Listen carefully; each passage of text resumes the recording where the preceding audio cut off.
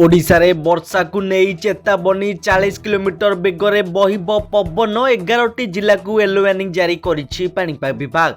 Video को शेष पर्यंत देखंतु आजिर पाणीपाग जानि परिबे।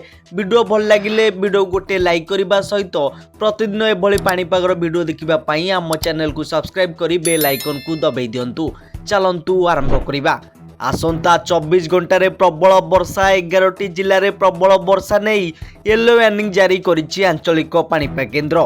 एही सबु गुड़िक जिला है मालकानगिरी, कोरापुट, कलाहांडी, नवरंगपुर, नुआपड़ा, बलांगीर, बरगड़, झारसुगुड़ा, सुंदरगढ़, केन्दुझर एवं मयूरभंज। सेहिभଳି कटक, केन्द्रापड़ा, जगतसिंहपुर, जाजपुर, भद्रक, बालेश्वर, ढेंकानाल, अनुगुल, देवगढ़ एवं संबलपुर 10टी जिले में बिजुली घड़घड़ी सहित 30 ରୁ 40 किलोमीटर बेगरे झटका पवन बहिबा संभावना को नहीं येलो वार्निंग जारी करिछि पाणीपाग विभाग। राज्य में 15 तारीख जाए वर्षा सहित गोटे दुईटी स्थान में प्रबल वर्षा संभावना चेतावनी थिबा पूर्वानुमान करिछि पाणीपाग विभाग। सेपटे पाणीपाग विशेषज्ञ कहउछंती आसंता सप्ताह जाए वर्षा जारी रहिबो। घूर्णिबलय प्रभाव रे सारा राज्य में वर्षा लगी रहिबो।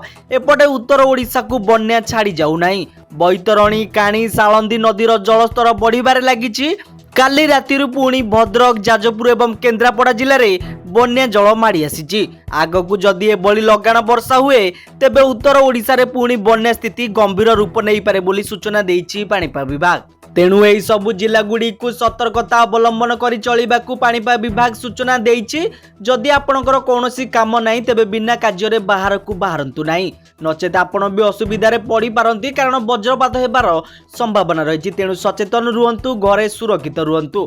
जदि वीडियो भल लागिछि वीडियो गोटे लाइक करबा सहित समस्तक पाखु शेयर कर दिबे। आउ प्रतिदिन पाणीपागर अपडेट पई हम चैनल को सब्सक्राइब करी बेल आइकन को दबाई देबे। रहउछु, नमस्कार।